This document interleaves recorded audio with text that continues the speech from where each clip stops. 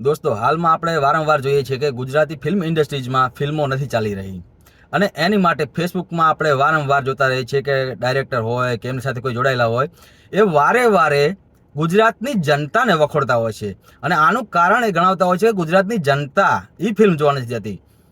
હવે તમે તમારી ભૂલ માટે કાયમ બીજાને દોષ આપતા રહેશો, તમે ક્યારેય સફળ નથી થવાના. તમારે ખુદ વિચારવું પડશે કે જે ગુજરાતની જનતા બીજા ફિલ્મો જોવા જાય છે એ તમારા ફિલ્મો જોવા શું કામ નથી આવતા.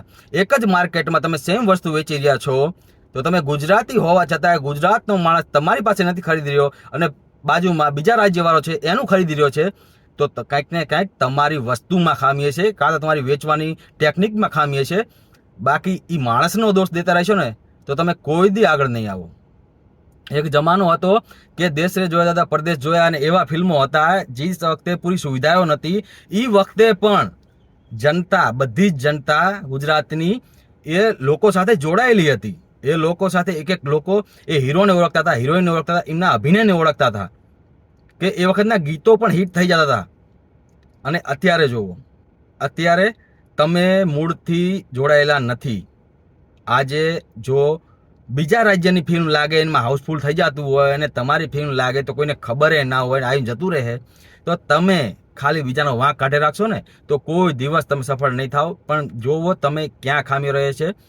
અને તમે વર્ષમાં 500 ફિલ્મ બનાવો, એમાંથી 450 ખરાબ હોય કે ઠેકાણું જ ન હોય એમાં, અને 50 સારી હોય, તો માણસ વારંવાર ક્યાં સુધી પોતાના પૈસા બગાડે? થિયેટરમાં જવાના પૈસા લાગે તો માણસને એ તમારા ઉપર વિશ્વાસ તૂટી ગયો છે. તમારે એ વિશ્વાસ જીતવો પડશે, એના માટે વાર લાગશે. તમે સારા ફિલ્મો વારંવાર આપશો, ભલે માણસ મોબાઈલમાં જ જોશે, અત્યારે સારું ફિલ્મ મોબાઈલ જોશે, પણ પછી એના અંદર એક વિશ્વાસ બનશે કે ના, ગુજરાતી ફિલ્મ થિયેટરમાં જોવા જવાય. એ વિશ્વાસ બનવો જોઈએ. એક સમયે આપણે કહેતા હતા કે સાઉથની ફિલ્મો આપણે વખોડતા હતા ને બધા, એની એક્ટિંગ હોય કે એની ફાઇટ હોય અને ગીત આપણે બહુ વખોડતા હતા. પણ એમને કન્ટિન્યુ ફિલ્મો બનાવી રાખી, ચાલુ નિરંતર રાખ્યું, અને લોકોનો વિશ્વાસ જીતો. આજે સાઉથના ફિલ્મોમાં થિયેટર હાઉસફુલ થઈ જાય છે. એનું કારણ એ છે કે એમને લોકોનો વિશ્વાસ જીતો છે, અને વિશ્વાસ તમારે જીતવો પડશે.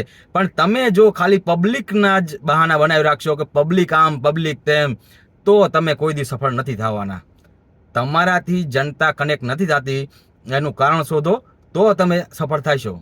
બાકી તો તમે ગમે એમ ગારું દીધા રાખો, એક શાબ્દિક ગારું જ કહેવાય, તમે જેને વાંક કાઢો છો એટલે, તો એ તમે ગમે એમ કરો, એ ભેગું નહીં થાય.